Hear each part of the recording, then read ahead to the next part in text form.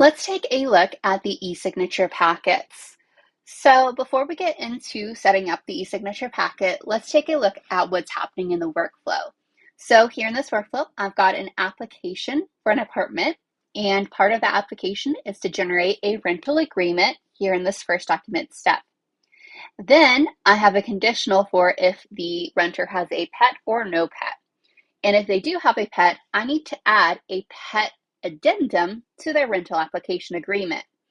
And I can add all of that to this final e-signature step that'll allow me to select multiple generated documents so I can have the rental agreement and the pet addendum all in one document for my respondents to sign. When you go to select those documents, you can select any generated documents prior to this e-signature step. A thing to note is that the form response PDFs, you can only select one single form response PDF. You cannot create a packet out of those response PDFs.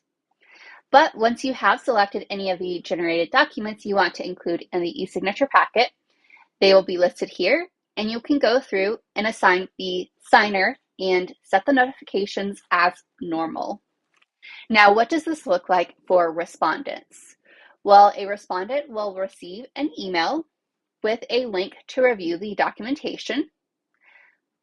Once they click on the link, they will be redirected to this page where they can review the documents. So we've got the rental agreement here. So we can just go through and just start typing in as if we are the respondent.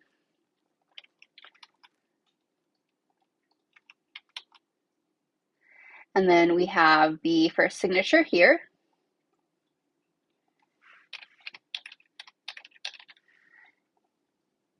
And we can see here's that pet addendum. And we can go through and sign there and put in the date. And we have both of those documents now signed and ready to go. So I can just click finish.